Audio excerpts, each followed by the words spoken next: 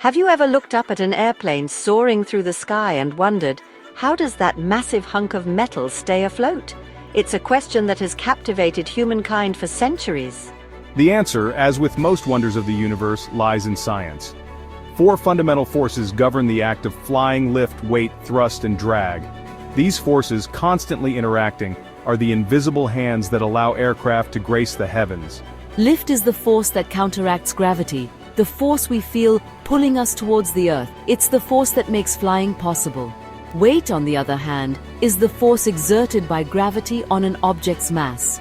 For an aircraft to take off, the lift force must be greater than its weight. Thrust is the force that propels an aircraft forward. It is generated by the engines, whether they are propeller-driven or jet engines. Just as a swimmer pushes water backward to move forward, an aircraft's engines push air backward to create thrust. Finally, there's drag, the force that resists an aircraft's motion through the air. It's like the friction you feel when you rub your hands together. These four forces, in perfect harmony, are the cornerstones of aviation. Lift is often considered the most fascinating of the four forces, the one that seems to defy gravity's pull. But lift, like all forces, is governed by the laws of physics. The key to understanding lift lies in the shape of an aircraft's wings. These wings are not just flat surfaces. They are carefully designed with a curved upper surface and a relatively flat lower surface. This shape is called an airfoil. As the aircraft moves through the air, the airfoil shape causes the air to flow faster over the curved upper surface than under the flatter lower surface. According to Bernoulli's principle, an increase in the speed of a fluid, in this case air, is accompanied by a decrease in pressure. This means that the pressure above the wing is lower than the pressure below the wing. This pressure difference creates an upward force lift that pushes the wing and therefore the aircraft upwards. The amount of lift generated depends on several factors, including the speed of the aircraft, the angle of the wings, known as the angle of attack, and the shape and size of the wings themselves. While lift gets an aircraft off the ground, thrust is what keeps it moving forward. Thrust is the force that counteracts drag, the force that resists the aircraft's motion through the air. Think of it as a constant tug of war between thrust and drag. Thrust is generated by the aircraft's engines. There are two main types of aircraft engines: piston engines and jet engines.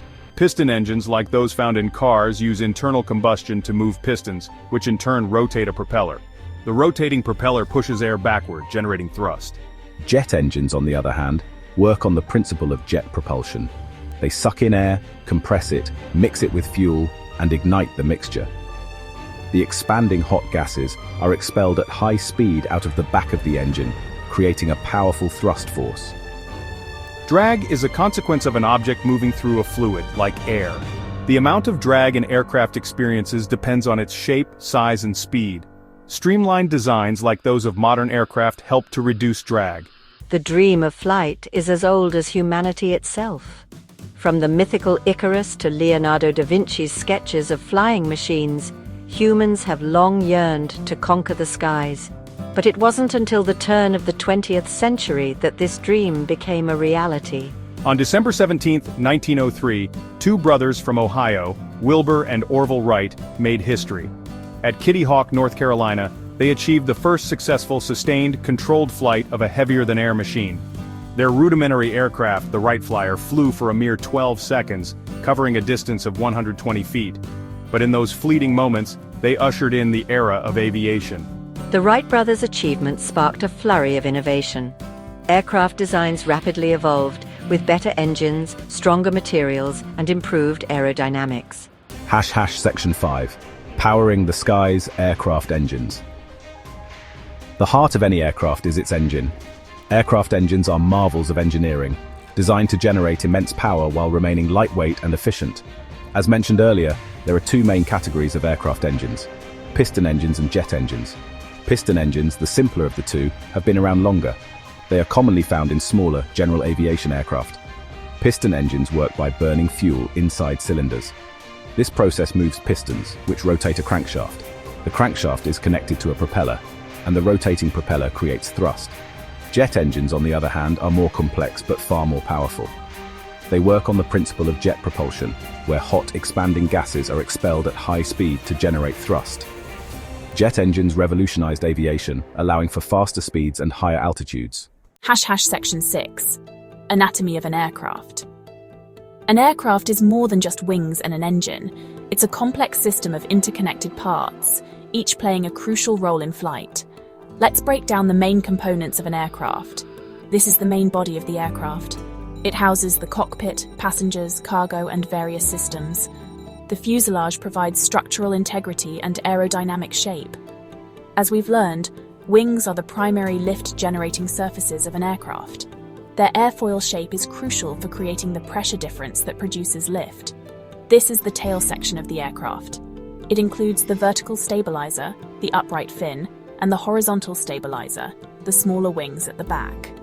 The empennage provides stability and control, helping to keep the aircraft flying straight. This system of wheels and supports allows the aircraft to take off, land, and taxi on the ground. These are movable surfaces on the wings and tail that allow the pilot to control the aircraft's direction.